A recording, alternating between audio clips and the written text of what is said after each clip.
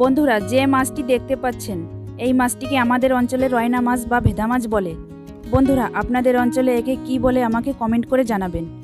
অতীতে এই মাছটি প্রচুর পরিমাণে পাওয়া যেত। এটি বিলের মিঠা পানির মাছ। মাঝে বেশ কয়েক বছর এই মাছটি মোটেও দেখা যায়নি। এখন আবার এই মাছটি পাওয়া যাচ্ছে, তবে অতীতের তুলনায় অনেক কম। আমাদের ঘের সেচে মাত্র 1 কেজির মতো এই মাছটি পাওয়া গিয়েছে। আমি এখন এই মাছ দিয়ে একটি মজাদার রেসিপি আপনাদের সঙ্গে শেয়ার করব।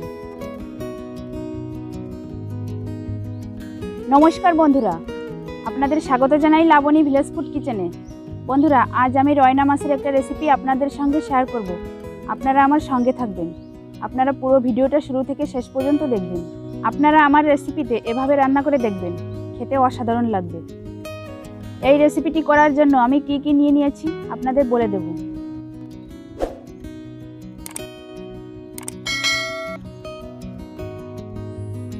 এক কেজি পরিমাণ রয়না মাছ, সরিষার তেল, লবণ, হলুদ, 1 টেবিল চামচ জিরা বাটা, গোটা কাঁচা লঙ্কা বাটা 1 টেবিল চামচ, 2টা পেঁয়াজ কুচি, গরম মশলা বাটা 1 টেবিল চামচ, 1 টেবিল চামচ শুকনো লঙ্কার গুঁড়া।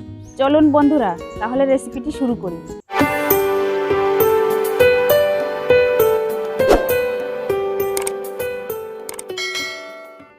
প্রথমে আমি মাছে লবণ হলুদ মেখে নেব।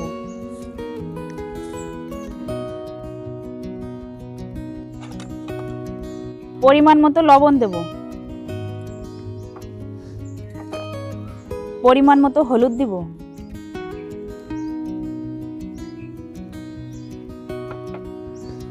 এবার আমি হাত দিয়ে ভালো করে মেখে নেব।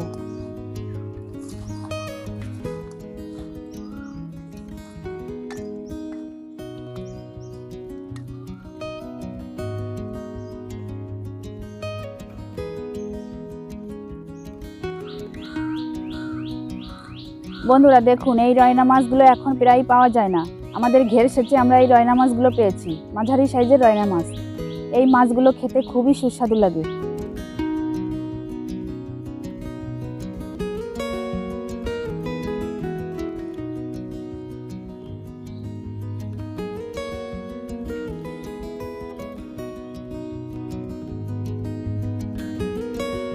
কড়াইটি আমার গরম হয়ে গিয়েছে, এখন সরিষার তেলটা দিয়ে দেবো কড়াইতে।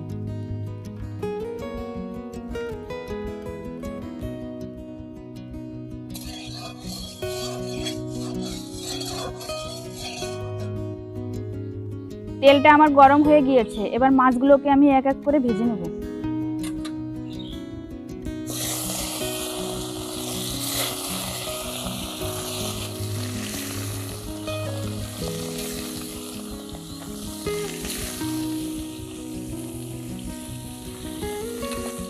মাছগুলোকে এবার আমি উল্টিয়ে পাল্টিয়ে ভেজে নেব।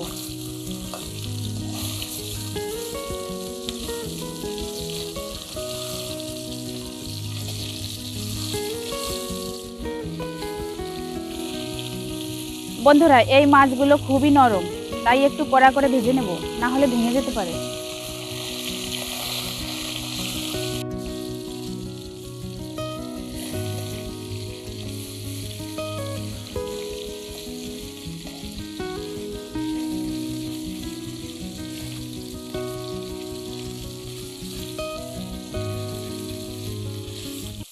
এক কেজি পরিমাণ মাছ 3 বার কড়াইতে দিয়ে আমি এভাবে ভেজে নিয়েছি। এবার এই মাছগুলোকেও নামিয়ে নেব।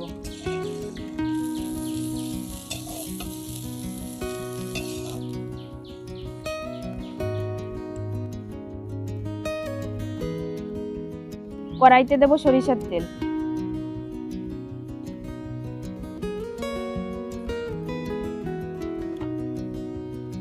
এবার পেঁয়াজগুলোকে হালকা বাদামি করে ভেজে নেব।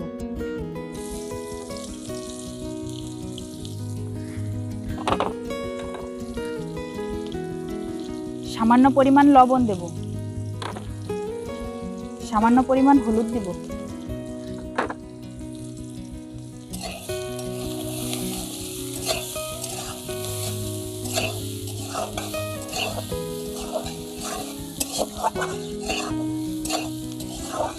এবার দেব জিরে বাটা 1 টেবিল চামচ, গোটা কাঁচা লঙ্কা বাটা 1 টেবিল চামচ,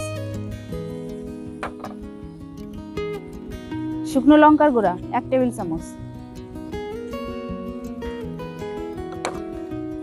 এবার আমি মশলাটা ভালো করে কষিয়ে নেব।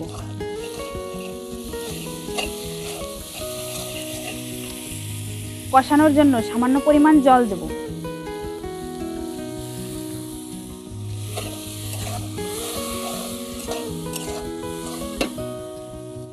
বন্ধুরা, মশলা কষানোর একটা সুগন্ধ বেরিয়েছে। এবার দেব পরিমাণ মতো জল।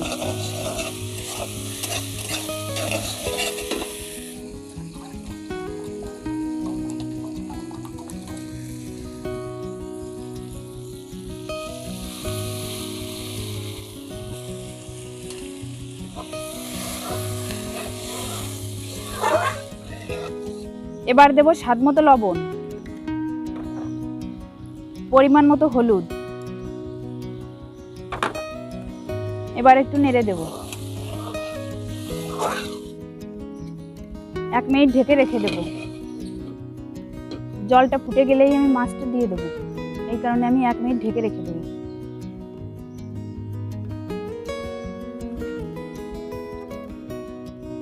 বন্ধুরা, 1 মিনিট আমার হয়ে গিয়েছে। এবার ঢাকনাটা উঁচু করে মাছগুলোকে আমি কড়াইতে দেব।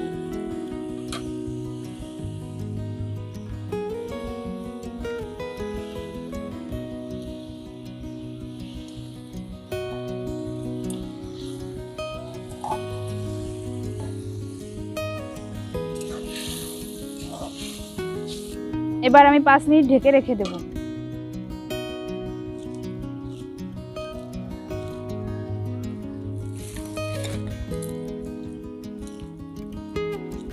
তিন মিনিট পর আমি ঢাকনাটা উঁচু করে একবার নেড়ে দেব।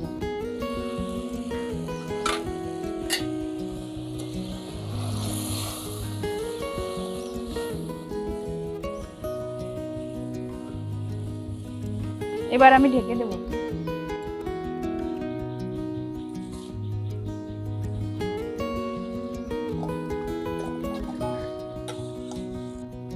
আমার 5 মিনিট হয়ে গিয়েছে এবং রান্নাটাও শেষ হয়ে গিয়েছে। এবার আমি গরম মশলা বাটাটা দিয়ে নামিয়ে নেব।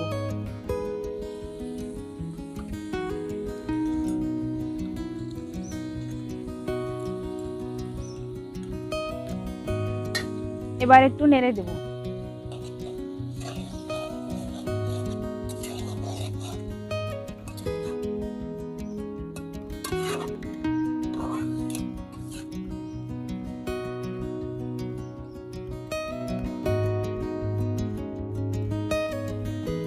এবার আমি নামিয়ে নেব।